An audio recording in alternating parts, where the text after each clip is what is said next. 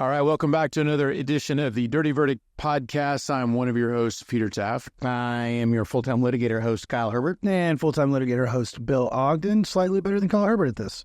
Peter, you missed last time. I had to do the intro. It really stressed me out. Super glad you're back. We'll see how Josh, how the ratings look on yours. We'll have a like button just on your intro. There, I didn't have practice, so... You mean practice in front of us, because I assume that's what you do in the mirror. In the bathroom. Yeah. Welcome to the Dirty Verdict. Welcome. And we have a guest host. We are rejoined, I'm not rejoined since I wasn't here, but y'all are being rejoined, and we're all being joined with Mark Murray. Thank you, Mark. Glad to be you.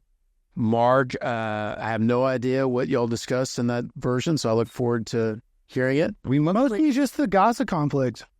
Okay. Yeah. By the way, Pete, which side are you on? No comment. You can't even no comment. You know, people that said, It's what you didn't say, Peter. you know, if you sit on the sidelines, it's clear who you... Yeah, I didn't say anything. It's what you didn't say. All right, we're going to talk some news. And so you guys, see, Mark, I've got these colleagues that they're actually in the news, and so they can then talk about the news that they're in. So, Bill, one of your favorite subjects, Alex Jones, recently made an appearance in our psyche for having a meltdown on air for some reason. A little bit, yeah. So, Alex and I have become acquainted over the years, and there's a trial, and it didn't go well for him. But yesterday, I was sent a video by a colleague of ours, and he was rage screaming, but I think it was a therapeutic rage scream. He got really red, which is kind of typical.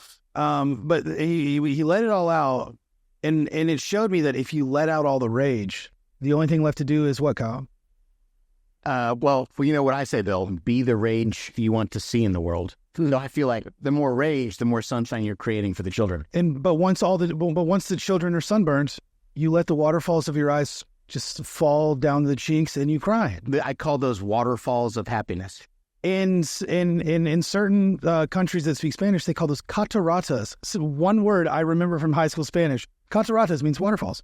Amazing. Okay. Thank you for that, Bill. Yeah, I'm just trying to spread the word in case you didn't know. It's largely nonsense. So what did Alex Jones do? Did he go crazy on the internet, on the web? Well, there were words thrown around, not by him, but federal indictment, fraud, all these things, and I think that's what influenced the release that he gave us. What's the deal? Is he like the feds they're circling?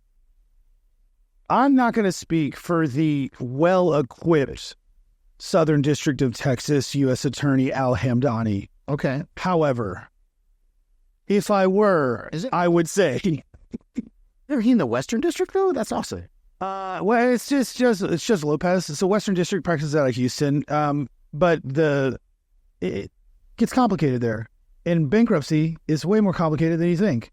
And if you want to see people turn out paperwork in a week, complicated than I think. If you want to see 200 motions in 1 week, file for bankruptcy. Okay. They will do it, and they will do it faster than you think they will. So the bankruptcy's not going well. No, it's not. But maybe it is. It's a moving ball, and it always is. But I have hope that we can start seeing that glimmer of a light at the end of the tunnel. Is that a train? If it is, it's a train. It's a reinforced train that Wells Fargo started using after their ponies, and carriages kept getting robbed. So why Southern District of Texas? So there was subpoenas, indictments, you call it what you want, on some alleged fraud charges that were done. And I think that where they may or may not have been committed may or not have been in the Southern District, but it may end up in the Western. When you get into bankruptcy, it gets weird. And I've gone out of my way not to learn too much about bankruptcy. I already know way too much than I want, and I'd rather not. You start getting into some sub-chapters and all that. No, thank you. Okay. That's what smart lawyers are for. All right. Does not elucidate anything. But Josh, Josh, this is actually, we're way too good of friends for me to ask this. Is it Belland or Belland? I would say Belland? Yeah, Belland. Okay. He's got to ride with Belland because that's what I've called him every chaostheory.digital. Yeah. If you need any sort of videography or if you need him to airbrush all the imperfections out of your face, as you're seeing right now on me, call Josh. Boom. Okay, so cover that.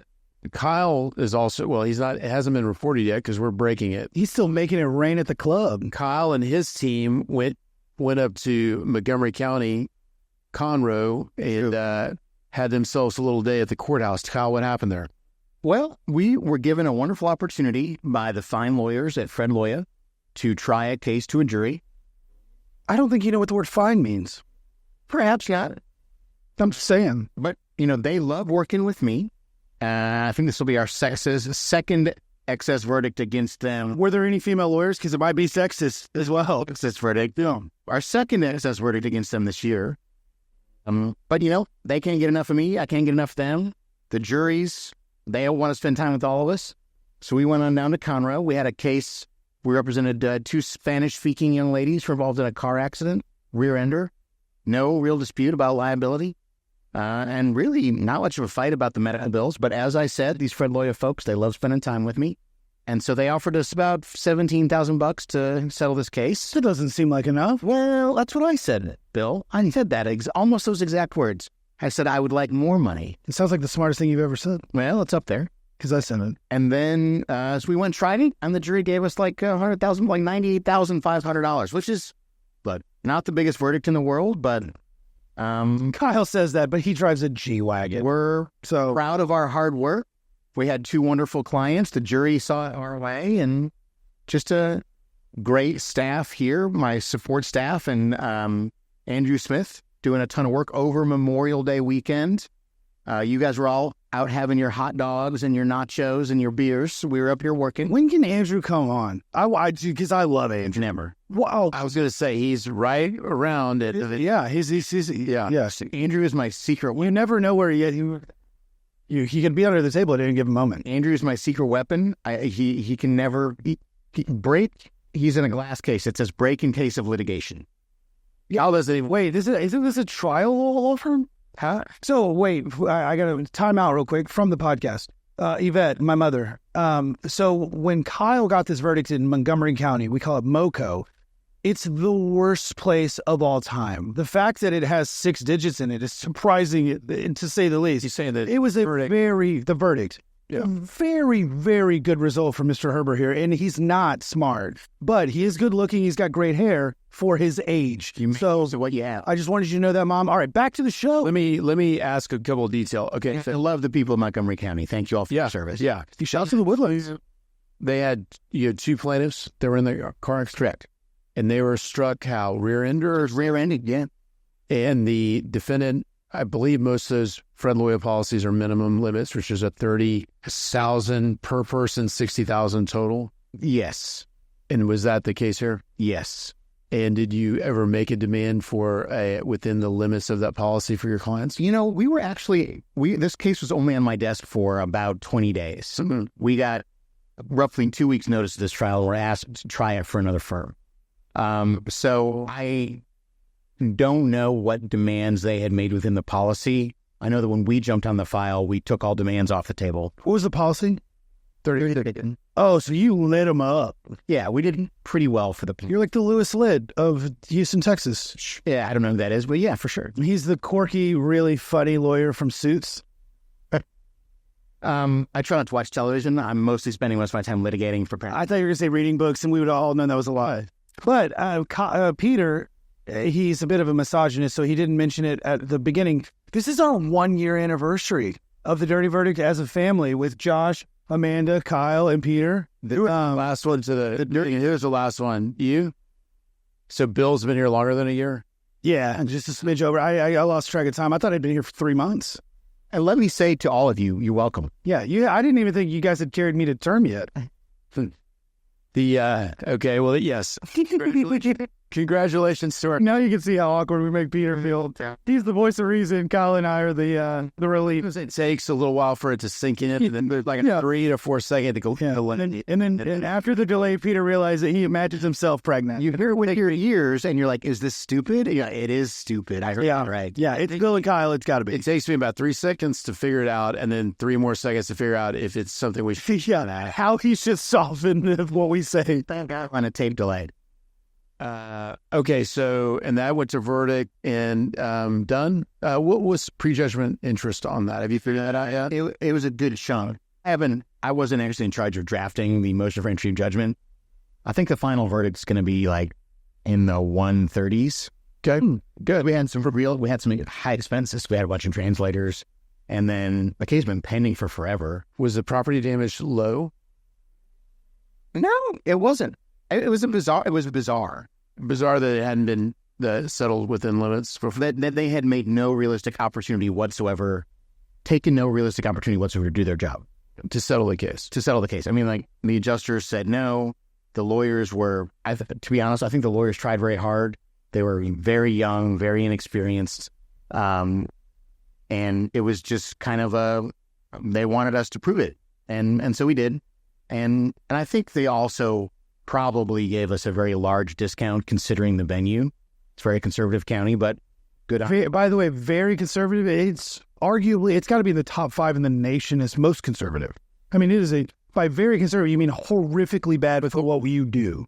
Well, and Kyle said, I invite that I would violence. suggest this. The more conservative the county, the more you can play on America. how much your clients deserve justice. Oh, I thought you were going to say heritage, not hate. Well, okay, sure. Other big one in Waller County, which is the largest verdict in the history. Do you have a case in a tough county? Call Kyle Herbert. He will light them up. So the way we handled the case is, the defendant said a lot of really unfounded things, a lot of things that didn't make sense, a lot of things that didn't match up with the facts of the case. And so we highlighted those, kind of told the jury, they have an opportunity to come and tell you the truth. And what have they told you? It would have been such a smaller verdict if you'd have left sarcasm at the door, but you didn't. Right. And so I feel like these kind of truth and justice conservative counties, if you give them a reason to understand that someone's being treated unfairly. You mean to punish other people? Compensate other people. Fair question. Let me answer it this way. You didn't get punitive. Certain counties, you play on the idea of sympathy. And certain counties, you want to play on the idea of punishment. And the more conservative the county, the more you can frame your case as punishing wrongdoing. I think that's closer to the mindset they're already on. And I'm not saying one is right and one is wrong. They're equally effective. You just got to know who your audience is. You can play one way or the other, but if you're Kyle, you're just playful. Sometimes. All right, so you had, at risk of getting into CLE territory, which apparently we're off danger. The comment did not come from my mother. She loves all of it. Okay, good. And mostly anything. She likes anything that y'all two say. She's heard everything from me. I was a bit of a handful as a kid. Okay, so when you, as lawyers, you want to, obviously you do voir dire, which is jury selection or jury deselection, as people would say. You want to get jurors that you don't think will be good for you struck for cause, meaning the judge says this person is just flat out not fair. I agree with you. It's not fair. That juror's biased one way or the other, can't be a fair juror. And then for others, you have a certain amount of peremptory strikes, meaning you can strike them for any reason as long as it's not racial or other protected classes reason. So you, as a plaintiff lawyer in MoCo, you've said that's a very conservative county, a lot of conservative people. Yeah. And not just, we've moved into this deal where you'd think, okay, Republicans do this and Democrats do this. And I think everything's been set on its head. True. Because a Trump, quote unquote, voter is not necessarily. You can't say Trump, just say Republican. Yeah. I don't think Republicans are Trumpers. Yeah. So literally. Someone who voted conservatively. Yeah. But there may be some new people that voted for Trump and they're actually very good plaintiff jurors because they don't like establishments. They don't like big man, right. Kind of thing. So, but anyway, you're trying to get bad jurors off through the strike for cause process. I've got a good question for how I do that. But yeah, well, for Kyle, I think an easy way to do it, or the kind of low-hanging fruit, is who can't award damages for pain and suffering. Who has a philosophical problem just can't ever do that. And it sounds like you made a lot of hay with that in your trial. So that's a question that we always ask. I'm starting to wonder to myself if that's still a good question to ask, because I use that question as a stalking horse to find out what are they going to do as to liability and past medical damages. Because in a lot of these car wreck cases, there's not a very large award that we're expecting for future pain and suffering and mental anguish, right? And we use that question as a litmus test. I'm starting to wonder if that's still a great question, because I get through trial and they haven't heard the dazzling evidence of physical pain and mental anguish. We know. And so, At least from you. So I don't know if that's still a great question to ask, but we used it pretty effectively to, I think we had, of a panel of 45, I think we had 8 or 9 strikes for cause on just that issue. I'm constantly tweaking how I do voir dire. I think it's maybe the second most important part of trial. What's more important, open? No, I think the most important part of trial is the part that I don't do, and that is the direct of your client. You'd never? I don't have the patience for it. You can't fake it. I can't fake it. That's one of the most important things. I don't, in my own personal makeup, I don't have a ton of sympathy for other people. And that's why Andrew is so good at what he does. I don't have the patience to sit down with a client for 3 days and go over the same stuff time after time after time. But I can tell you this, if you show up to trial with an unprepared client who does not come across as honest and forthright to the jury, you will lose. See, I look at it different with my clients. I tell my clients, if you fall, I will catch you. I'll be waiting. Time after time. And time after time. I have been hosed by so many clients who, like, I can't teach a first load. I can handle lies. I can handle fabrications. I can pound on the other side. If my client, and cover your ears, Yvette, if my mom gets up on the stand and acts like an asshole or is disinterested or lies, I non-suit it. You're dead. You're dead in the water. Well, yeah, bad client. You can't have you. If there's bad client, you can deal with bad facts. You cannot deal with a bad client. Yeah, and so I think the most important part of trial is the direct of your client, which I'm terrible at, and I get other people to do it. So I love crossing experts. I love doing close. I love doing open. I love doing voir dire. I hate directing experts. I hate directing clients. Statistically and historically, conservative voters oftentimes give not as good results as liberal-minded voters, right? So the question I do in voir dire to kind of figure out where everybody sits is a very simple one. It's kind of dated because not a lot of people do it anymore. But I ask, hey, who here listens to talk radio? And there's always hands that go up. And I'm like, okay. And it worked a lot better back in the day when I first started, which is, have you somebody with podcasts? Who you listen? No, Dirty Birdie. That's my second question with Mark. Is podcasts. And I say, who here listens to talk radio? I always get a few hands. I say, who do you listen to? Barry, Limbaugh, they give me all these things. I'm like, okay, anybody else listen to some similar things? Anybody watch news that has similar things? And so that gets me, because you can't say like, hey, who here's a Republican, especially in a place like Mocha. I was going to say, if you go to Montgomery County, you just say, who here has an arm? Who's registered to vote? Who would like to raise their arm? So I have a question that separates those people without them knowing it. What's your question? My question is this. Some people believe children should be raised to follow the rules, respect their elders, and do what they're told.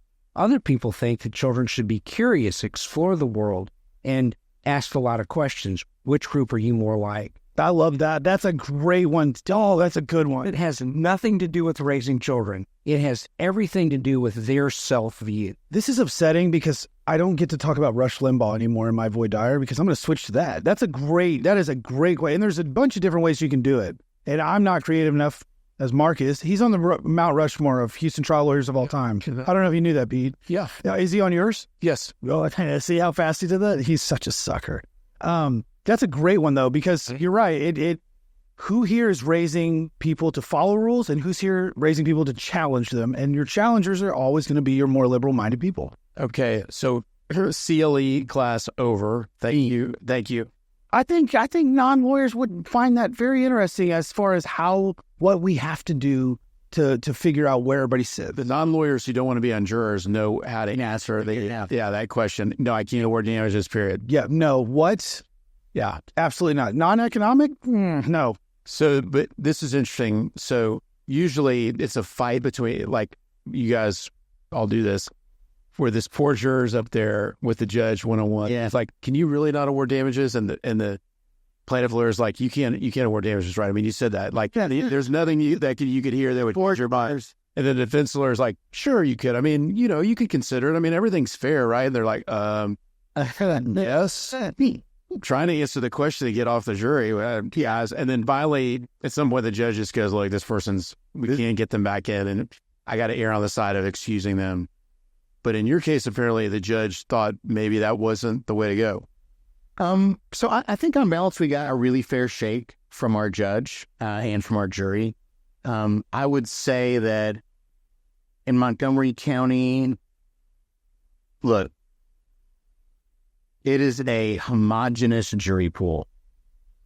And if you've got a good plaintiff's lawyer who knows the right questions to ask, I don't know that you ever seat a jury. Oh, right? I mean, if you walk in there and say, who here doesn't want to award pain and suffering damages? Bring in the next 50, right? But you got to try your case at some point. And so you decide what you can live with. The judge has a difficult job, right? If she doesn't want, I say she. And those judges are tasked by our Supreme Court to keep an eye on judicial efficiency. They got to seat a panel. They got to try the case. It's not their preference probably to bust that panel.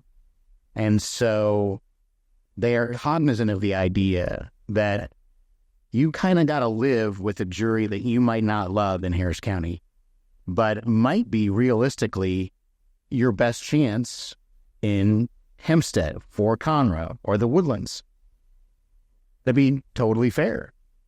Though those people aren't ideal jurors that I would pick out and say, this is who I want, I have no complaints. It's easy to say when you look like a model. If you're like the Giselle Bundchen of this podcast. Well, look, we all have certain gifts. Mine are charisma, talent, good looks, and a fantastic head of hair. You forgot karaoke extraordinaire. Yeah.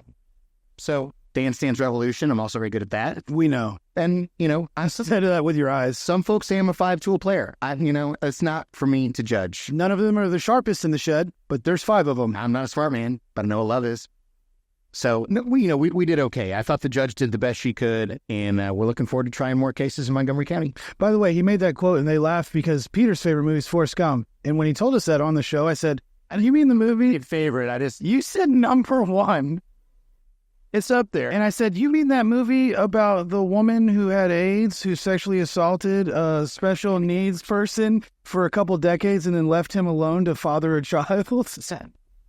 And Peter goes, well, when you say it like that, I said, I was born with big gums. I had not considered that. I'm a picture guy. I'm the Steve Jobs of the podcast.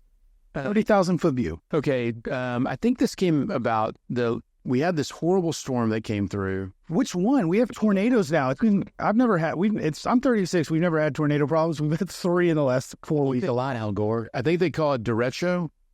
Derecho, is that the name? It's La Nina. Okay, so that Nino of Texas, which is Spanish for derecho, is what that means. It means the Nino. So Texas is a Nino. There was a deadly crane collapse at a Houston cement plant. From the wind? Yes. The first lawsuit was filed by Kirker Garcia for a man that was injured. Shout out to Stephen Hastings. And then Chad Pinkerton, another man died, and Chad Pinkerton intervened in that case on behalf of the.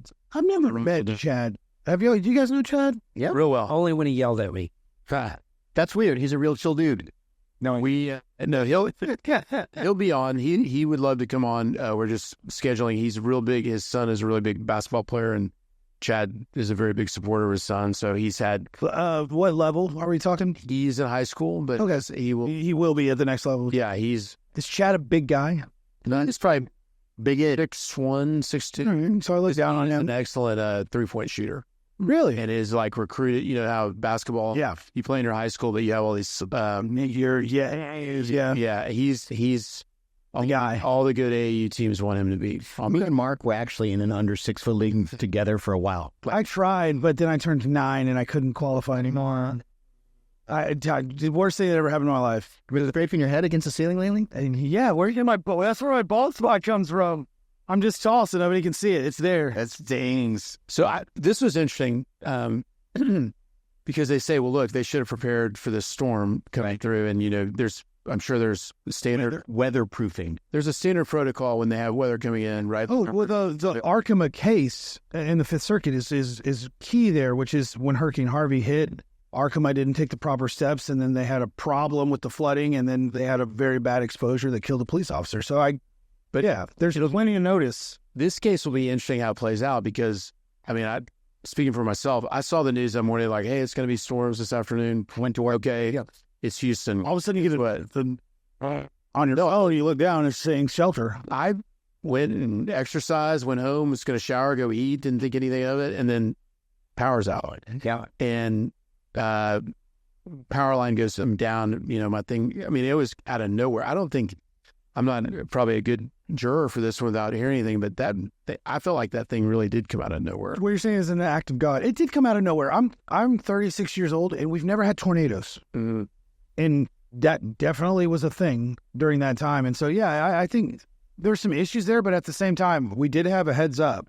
And we knew it was coming because we knew what it had done to all of the counties and cities as it made its way towards us. Right. Also, I want to point out, Peter did find a way to interject that he has abs. He's always working out that day, It's all abs. All abs. What do you... Tiny calves, though. Tiny calves. How does it work out when you sit back on your deal and you, do the little thing? Now you're just pretending you don't skip leg day. But he doesn't include the electric thing. It's just shocking his abs. It's just giving area. Peter's is his waist. What are those called? Shake weights? Shake weights, yeah. Look, Peter, you're why do you think I got these? Come on. Peter, think it's that man in an ab world. That's how he lives. Okay, well, y'all have any thoughts on that?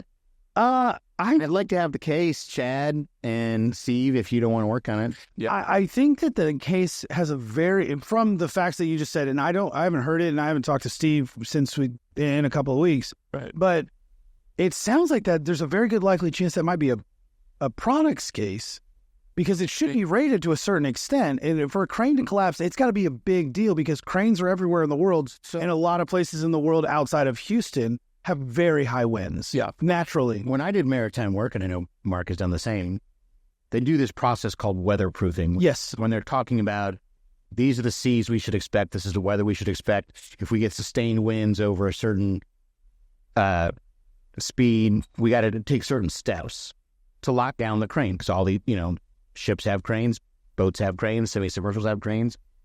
And it's just I get your point. Is it super foreseeable that would happen in Houston? But my guess is the engineers that put these towers up, they probably got to account for that.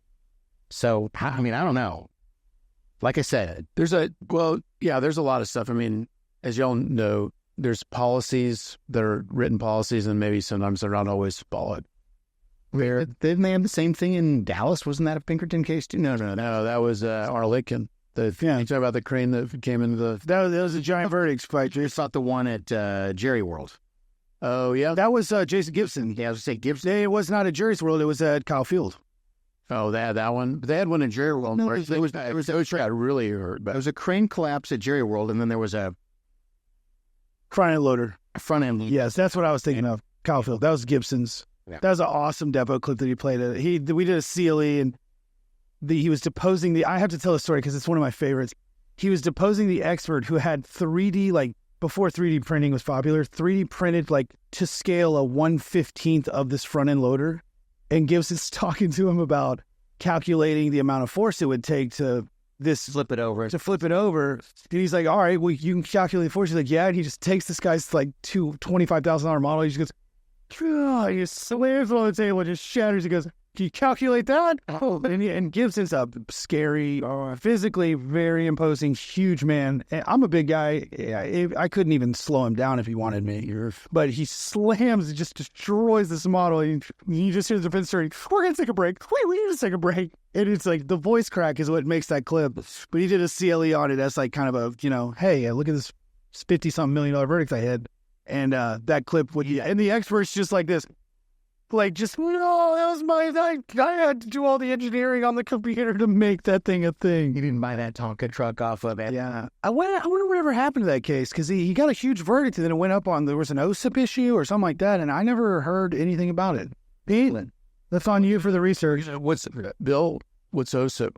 Could you? No, we're not doing this. OSIP has something to do with interest. We don't have workers' comp, but we do because we borrowed it, but you don't know it until you try and get a verdict, and the courts are going to take it away. That's OSIP. Yeah. It's like In so many words.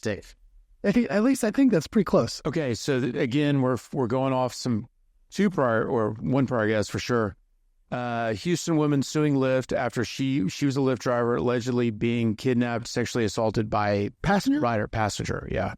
So the victim, who's identified as JW, is represented by Anna Greenberg of Blizzard Greenberg, suing Lyft and the alleged attacker. Wait, but Anna hasn't come on our show. I know. Oh, they said, future guest. No, well, Brett Stanley talked at length about he had a case for a driver that had been killed. I think it was in St. Louis. Yes.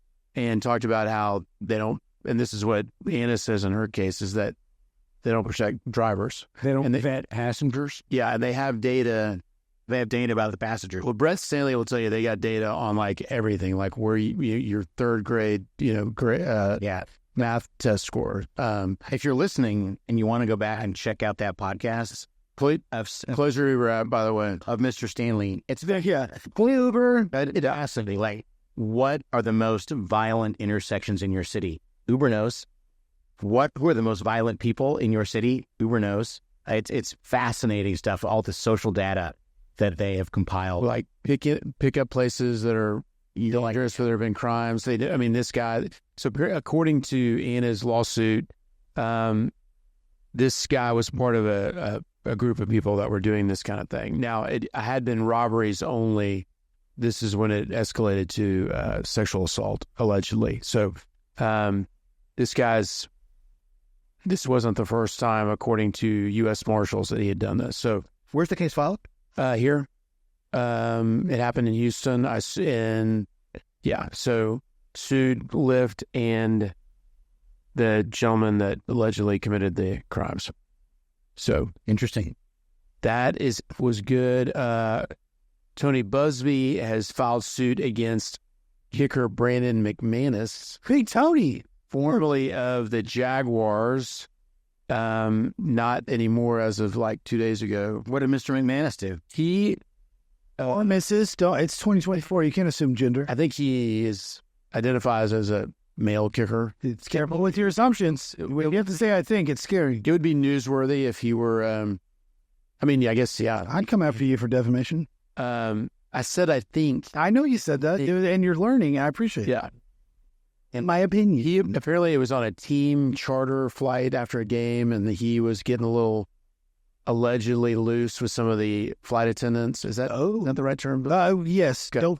Yes, Pete. Don't call her this. It's wrong. Don't call them sky waitresses, okay. Peter. Again. So some of the some of you have never been on a plane with Peter, and it shows. Yeah. Because he just immediately sits down, lights a cigarette in the plane. Yeah. I always wear a suit. He's like a walking madman. I wear a suit and a hat, and I'll smoke a cigarette. It's a fedora, not a hat. Drink a martini and say, young lady. If a plane, hey girl, Guff, he says, I'd like to speak to the I'm like, Peter, stop. You got to be respectful. And he's like, to whom? I'm like, Peter. There are two flight attendants, and that he was apparently inappropriate with them, grinding on them, making them drink. No, hold on. There's two types of players on an NFL team that you can't trust. Kickers, punters. Nope. If that's your only job and you're in the NFL, you can't trust them. All right. They're not like the rest. So that case was filed in Duval County Circuit Court, which is down around Jacksonville. Yeah. I had a case in Duval County. Did you? Yeah. It's actually a cool courthouse. So Tony, in the statement, does Tony do a lot of work out of state? I heard about that. He did the LA thing, and now he's on the East Coast. Yeah, I think he's fine. I was just curious, like when you were there, did you practice a lot out of Texas? Yeah, I did. Okay. So why Duval County? Is that where they were landing? That's where he's from, or they're from, or maybe they want to stay in state court, so they just... Yeah, he probably lives there, and he's venue for one, venue for all. Was it an actual assault or assault by offensive touching, or, what's the... Yeah, it was just, he tried to kiss one of them, he grinded and rubbed up against both of them. When you say grinded, I have imagined in my head where he's got hands on knees and he's just throwing it back like he just found out he was pregnant. That's according to the lawsuit, by the way. Okay, was what I said. FYI, I'm a smidge offended because Tony didn't call me. He knows our firm as a Florida office. He didn't call us for local. What's up, Tony? Kyle was the mean one. So he says he tried to get it resolved, and his efforts were met with arrogance, ignorance, and stupidity. Oh, well, I get that. I mean, he sued the club. No, I think he sued the player. Just the player, I believe. But there was some. So I read a story. One former coworker of Brandon McManus said, "I was there. It was bad. It was embarrassing. I don't approve of that." Then they release him. The team releases him a couple days later. McManus at this point was on the Jacksonville Jaguars. Yeah. Mm-hmm. So they have probably the most liberal owner of all time. So I assume it had to be the player that was with arrogance because... Who's their owner? I know his last name's Khan, but when he bought the team, it was a big spectacle, and he's by the people, for the people type guy. Yeah. Okay. Here, let me see what his first name is. Well, yeah, that case is just filed and whatever. You okay over there? Okay. We have two more of those. Shahid Khan. 73 years old, born in, he's American, and he went to Illinois of Urbana-Champaign. Okay. Which I was about to say, I was about to guess that, so that's kind of crazy. Well, I think there have been some stories that, like, those flights did he say something that I couldn't? No, I said he went to Urbana-Champaign. I was about to guess that, and Kyle goes, yeah, he just looked at me with a very confused way. Illinois. Yeah, Illinois. Pain. No, Rosé. Other stories that some of these charter flights, they get out of hand. Be professional. I've seen Wolf of Wall Street. Yeah.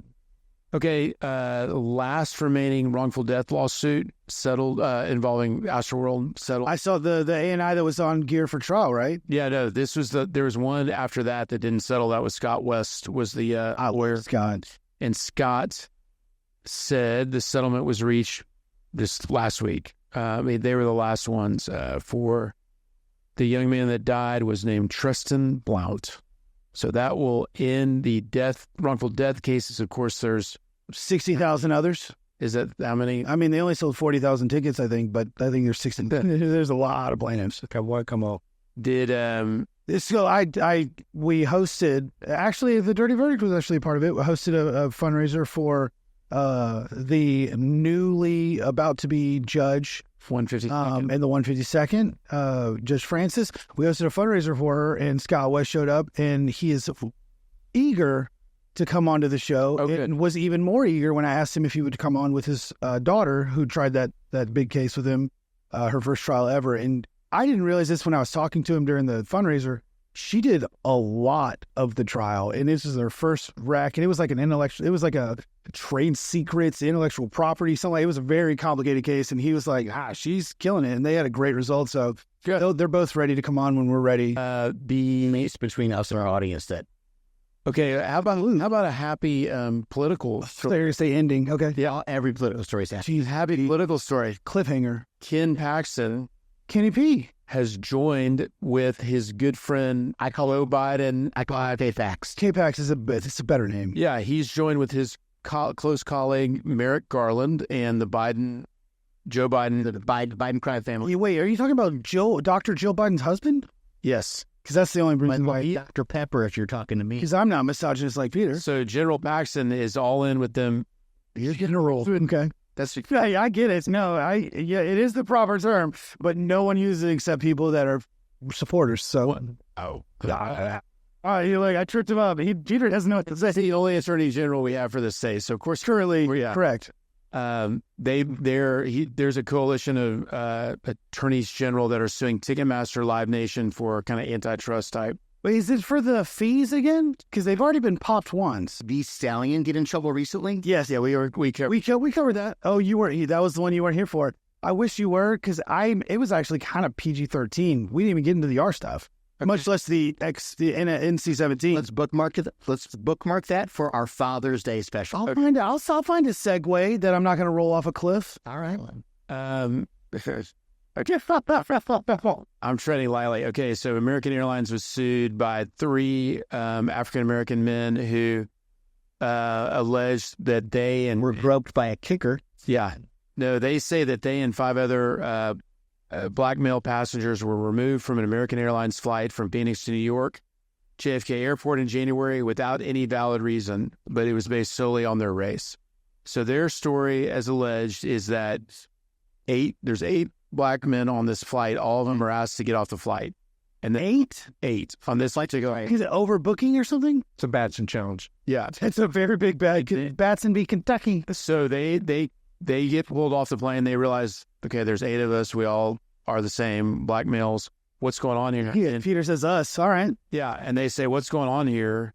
And someone from American says, did y'all pull us off because we're the only black guys on the plane? Why'd y'all pull us off? And someone allegedly said it's because we had a complaint of body odor from y'all. Wait, hold on. First of all, does it say where the plane was coming from and going to? Yeah, I think I said it. JFK to New York City to, it's got to be somewhere like Sun Valley, Idaho. From Phoenix. From Phoenix to New York. Wow, okay. Yeah. Maybe Scottsdale's not as Bernie Sanders progressive as I thought. Let me say this. I don't know that the last time I flew out of JFK. I can tell you this. The Southwest Terminal at LaGuardia, everyone has body odor. You walk in that place and you smell just like a dirty gym sock. Just please be careful with anything else you say about that. So in any event, I think, I don't know, someone at American, it sounds like they realized that was... Wait, so a customer complained about a stench. They somehow identified 8 guys on the plane. They all happened to be black, and then American Airlines thought it was a good idea to pull them off? Yeah, reading between the lines, it sounds like... Why can't I get those calls? One person complained of body odor and said, I don't know, it was a black male. And so they just said, well, let's just get all the black males off. Yeah. All right, switching gears. Bill, do you know Josh Koskoff? From Connecticut? Yes. I know Josh. Okay, so Wait, hold on. Time out. We can leave this in, but what's the subject matter that we're about to talk about? We don't exactly align right now. There's been something, Bill. There is some. I was going to say, well, Josh tells me a story about you. There's Something's coming. So Koskoff is a Connecticut firm that represented the Connecticut plaintiffs against Alex Jones in their trial.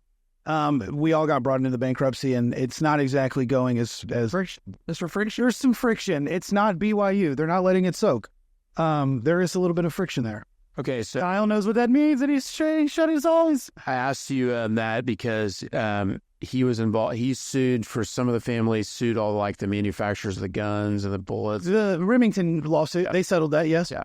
$75 million. So he has filed a case involving the Uvalde Robb Elementary School shooting. Really? He has sued Meta, the parent company of Instagram. Correct. Activision, the maker of Call of Duty video game. Big fan. Yeah, I have a gaming computer. It's uncomfortably expensive, but that's what COVID did to me. We discussed this. Yeah, my best friends now, I've only met like 3 times. Yeah. And it was because I flew them in so that we could finally meet in person. Sorry, do you play Call of Duty online? I do, yeah. I started in during COVID. I brought my son an Xbox, but he was so young at the time. He went to bed early. Yeah. What was Dad supposed to do? So he got on the sticks and he started playing Call of Duty. And I met literally probably 6 of my closest 10 friends. And to this day, I talk to them every day more than I talk to most people. But we discussed how the gun manufacturers try and get the video game folks to put more realistic versions of the guns that well into the video game. Well, Remington, this is public knowledge at this point, but Remington went out of their way, I believe, in my opinion, defamation, see, I've done this before, to how do we get the Bushmaster AR-15 into Call of Duty? So not only were they pushing it, but they were trying to figure out how can we push it even more to, let's give it, obviously, immature adults and younger adolescent kids online playing a first-person shooting game. So what did Koskoff on you about? They're suing Call of Duty Instagram and Daniel Defense, which made the gun the AR-15. And so... On behalf of the Sandy Hook parents? No, the Uvalde parents. Okay. Yeah. So they are saying Instagram's enabling the marketing of AR-15s to kids by gun companies, and Activision is training and habituating kids to kill. I don't love the liability of that case, and I didn't love the liability of the case against Remington, in my opinion. And no offense to Koskoff, I think him, Chris Maddy, Eleanor, they're all very capable, very good lawyers. But I don't love the facts that they had to stretch. In my opinion, I think Remington settled that case for media reasons rather than actual legal liability reasons. And I saw that and saw an opening here, but it's a very hard case if somebody's going to bow up to you and say no. On the one hand, this argument about video games teaching kids to kill is very similar to the argument we heard as kids, which is NWA. Don't buy Jordans. Music. The rap music is going to teach you to kill people or rape women. Jesus, Kyle. NWA didn't talk about that. It seems like a stretch. And it's really kind of silly if you think about it. Like, we have laws that make weapons incredibly easy to put in the hands of basically children and untrained adults. It's kind of a stretch to blame it on a video game company, but hey, man, I'm here to listen to the argument. I'd like to see how it turns out. Next story. Wait, before we move on to that story, shout out to Josh, Chris, Eleanor, everybody at their crew. Good luck to you. I genuinely hope that you guys do well in that case. Thank you. Okay, next story. Houston area brother sues Citgo for $400 million over imprisonment in Venezuela. So this story was around. There was Randy Sorrells. Randy Sorrells represents the two plaintiffs. There were 6 Citgo executives that were imprisoned for nearly 5 years in Venezuela. They're suing Citgo and 2 related entities, all of which are subsidiaries of PDVSA, an oil company owned by the Venezuelan government. They were in the U.S. They were called to go down to a meeting in Venezuela, and they were arrested or taken or what have you. The allegation, as I read it from the pleading, is the Citgo folks knew these people would be arrested as soon as they got off the plane. Yeah, right. I mean, I'm curious what the facts are supporting that. I'm curious why. It's because there was one lawsuit filed, and it's pending in Harris County. It was filed back in 23. I'm just wondering why lawsuits weren't filed the second they got off the plane. They were freed in a prisoner's swap. Probably hard for them to retain counsel. They were freed. They were freed and released here. So, in any event, that's a very unique case, and we know Randy very well, and that he's a formidable opponent for this Citgo. I guess I don't know what's going to happen. Removal attempts. For not designating the government of Venezuela as a responsible third party. I guess so. Well, not with that attitude, you can't. That's super interesting. That's actually. Listen, I can hear the question mark. It's not a question. You say, I need to designate the entire country of Venezuela. Hey, what are they going to do? Sue you? Who's going to defend it? Carl Herrera? Yeah. With their inflation, they're going to work at $9 an hour. Hey, those attorney's fees. Well, no, we know. That was a great car. Dang it. Kyle told me before we started, he goes, watch my Carl Herrera reference I'm about to drop. I said, no way you can make that. Hey, this is why me and Calvin Murphy are best friends. Bienvenidos. With Amigo. Calvin Murphy. Wait, what are different races there? 37. Do you know Calvin's history? What is that right? You're 37? I will be in August. Respect your elders. Yeah, it's fair. Just got so many more years of wisdom on me. Okay, so Mark, we talked about this case, a similar case with Will Moy. Yeah, because he can't trust us. Yeah.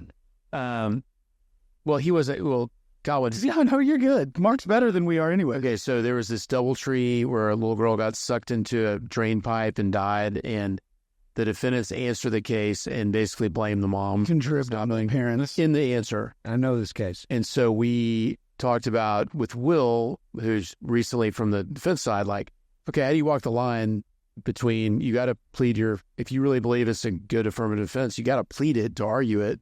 But do you really need to do it in the first pleading when the media is kind of on watch, or a savvy plaintiff lawyer who knows how to tell the media to be on watch? maybe wait, because you don't have to plead those things immediately. He didn't say wait. He said, if I come into the case, I make them take it out. Yeah. And if we need to way down the line, we will. That's but right. absolutely not. Yeah. That's lawyer that pled that. I can't. We looked it up as a Dallas firm. Obviously, it was. We couldn't remember. All we knew is that they leased 3 Series BMWs. We had about why someone did something stupid. Yeah. Had me a defense firm from them. What's worse than a Waco defense lawyer? There aren't any Waco defense. Exactly, Kyle. The answer, I was looking for Dallas. It's called the Midland County DA's office. Yeah. Well, especially if you're at Twin Peaks. Okay. And in a biker gang. Or on a soccer player. Never mind. I digress. So in this one, American Airlines was being sued by the family of a 9-year-old girl who says that one of their flight attendants, male flight attendant, had filmed her in the bathroom. I saw that. And then he got caught. It was a thing. Yeah, he got prosecuted and everything. Yeah. So they were sued. American was sued civil court. And the answer said, among other things, that the girl knew or should have known the lavatory contained a visible and illuminated recording device. And I'm quoting from the court filing. That is the modern way. She shouldn't have been wearing a short skirt. Yeah. She was asking, what are these 9-year-olds wearing? Good for you, American Airlines. That's why we all fly United here in Houston, and that worked out well. Yeah, that's why Houston's better than Dallas. We don't lease 3 Series BMWs. Also, this is then all reported, and immediately American Airlines throws the firm and says, we didn't do that. That's the firm our insurance company hired to defend us. Oh, man, I didn't see that press statement. Yeah. God bless you, American Airlines. You know what? I think I'm going to start flying American a little more. I respect the hell out of that. We're not, though. Yeah. Hey, we didn't hire them. Our insurance did. We were just paying our premiums trying to be a good company. They're the assholes. Yeah. So they came in. Does that count as so Will pointed this out, which is he used head as a prior to judicial inconsistent statement. It's not I don't know if can you prove it as judicial admissions as an answer? Will didn't think it was, but it was just like you can cross the corporate rep with it and say. It's a prior inconsistent statement for sure. But I when Will said that, in my head, I was like, I'm fairly certain that's a judicial admission because it's a pleading. So, but you can change your pleading and you can also plead the alternative.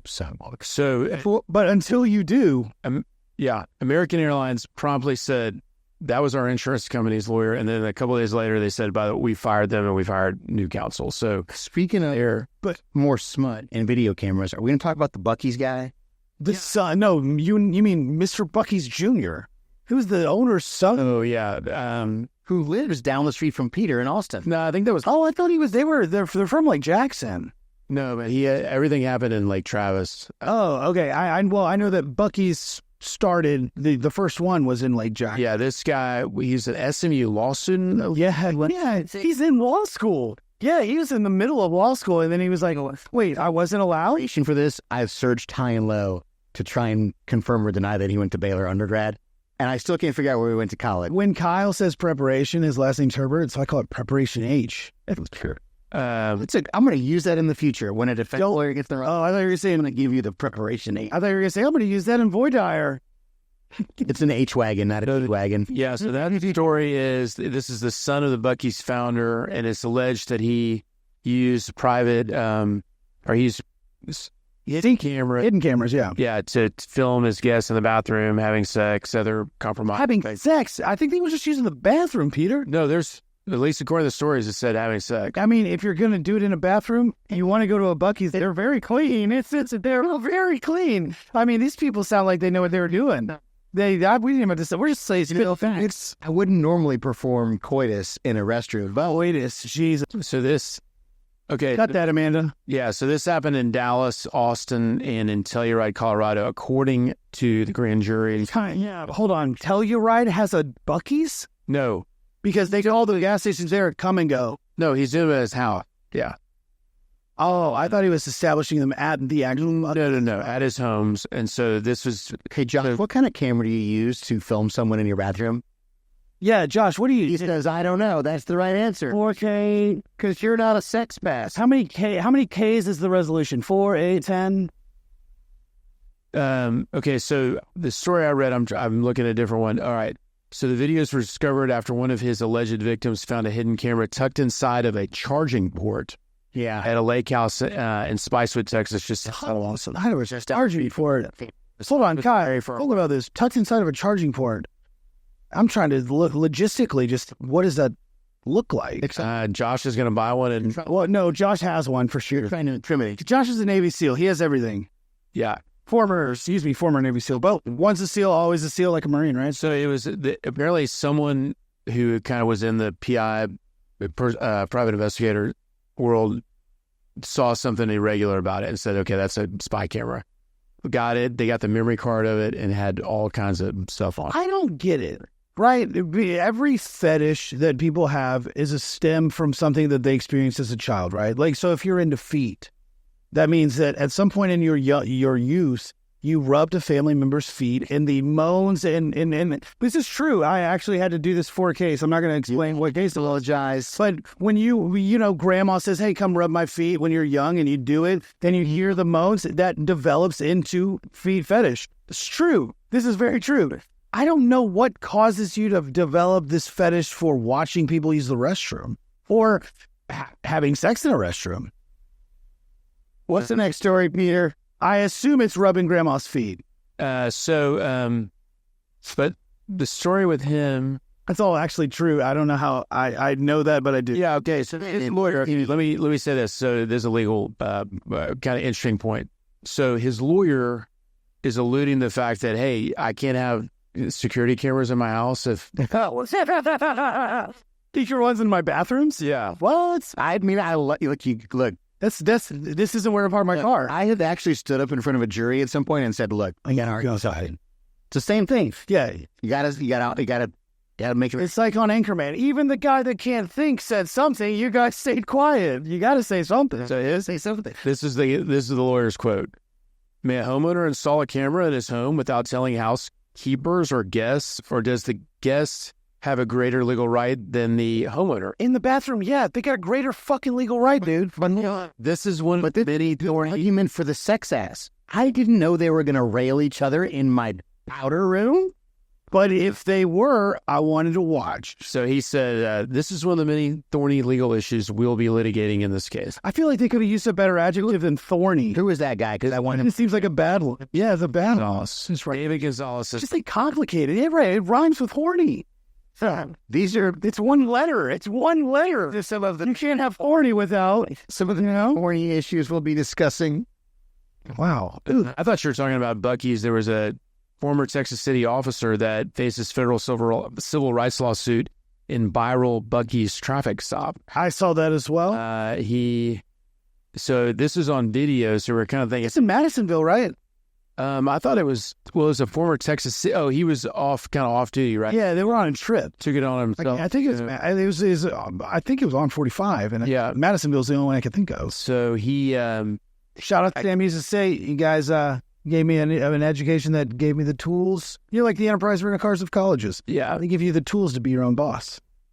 So he pulled the victim over, put him in handcuffs, threatened to take him to jail at a Buc-ee's parking lot. He was later fired from Texas City Police Department, and he says, "Hey, I was just questioning the victim's illegal conduct and that's what the You let's tell some facts. yeah." Why is it controversial that he arrested them? Are they a minority, or are they a protected class, or No, his Ted Hunt? Christopher Scholl was on his way to fill up with gas on April 19, 2023 when Harrell initiated the traffic stop, which was captured on body camera video and surveillance cameras. Josh, you playing this right now? He claimed Scholl was cutting through parking spaces, driving too fast, and nearly causing a wreck in the parking area of Buc-ee's. Okay, I'm with him on that. So far, we're okay. Yeah. However, Yeah. So, but this officer didn't like it. He had to stop, and it became testy between the two at times, ending up with the victim being handcuffed and put in the back of the police car before another officer responded and gave him tickets. So I don't know, Bill. We need to dig into this because I'm not sure where the laws. the guy off duty. Yeah, I'm trying to figure out where the controversy is. That Sounds like it was a cop just being a cop.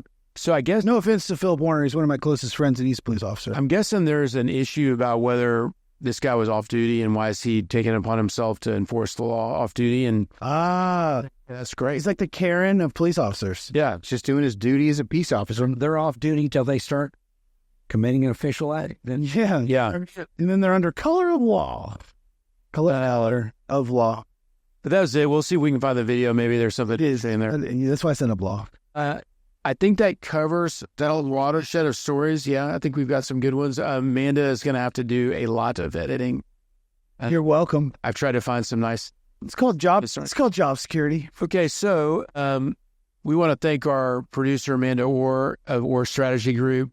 Josh, we've learned today it's Belland of Chaos Theory.digital for all your. I've been saying it more French than I should have. Belland. Want to thank our special guest Mark Murray of Stevenson and Murray for joining us. Mount Rushmore of Houston trial lawyers. I'm going to keep saying that until they chisel you into a mountain. And we don't have mountains here. If you have liked this show, all the breaking and cutting and all the bits and starts from the editing that's been done, if you like this, Karate chop that like button. Like us on Instagram. Watch some of our clips. Like those clips. Share them. Share it with your friends. Share them with your friends. Share them with your mom. Share it to my mom. Anybody you want to shout out, Mark? My wife, Melissa. Here we are. Is it done? Look at us. We've made it. Honey. Who would have thought we'd be here? Cass. I've been trying for 22 years in South Texas. I put in the time to get here at this table. Melissa's questioning all of her choices. Yeah, she's like, she watched this and she was like, this is who he surrounds himself with. Is this why he loves his job? So this comedian, his wife was yelling at him about why he always wanted to spend time with his friends. He was like, they're awesome. That's why I like trial lawyers. Yeah. Awesome to hang out with. No, we're definitely we're more entertaining than most. I don't know about awesome, but I appreciate it. Better than most, just like Tiger's Putt. So besides the Siege, follow us on Apple Podcasts, Spotify, YouTube. Where else? TikTok. Yeah, we got a TikTok page. We probably need to get a couple others. Instagram. Yeah, Instagram is where you'll see our clips, most of them. But anywhere you get your podcasts. And if you would like to call Peter, his phone number is. No, I'm just kidding. I'll put that in the comments. Yeah, in the chat. Okay, well, thanks a lot for joining us this week. We'll have next week another exciting guest. Who do we have next discussion? To be determined. Well, I think probably Will Adams will be rolling out. I've gotten a lot of help from Will Adams on the listserv. Good. I have no idea what he looks like. I've never met him in my life. Well, I'm excited. He had nothing but terrible things to say about Ian. Will. So he's going to be Will's episode 77, which is coming up. We don't know exactly when. I'm kidding. I was here for Will. He's awesome. Yeah. And I want to actually start rocking the 7 lapel pin. Okay, a tattoo, you coward. Yeah, get the tattoo. Fine. But we're all getting them. Will be getting a tattoo live on air. Yeah, center lower back number 7. Tramp. Thank you for joining us this week. We'll see you next week. Thanks, Peter. Adios. Yeah, thank you. A lot of editing, but probably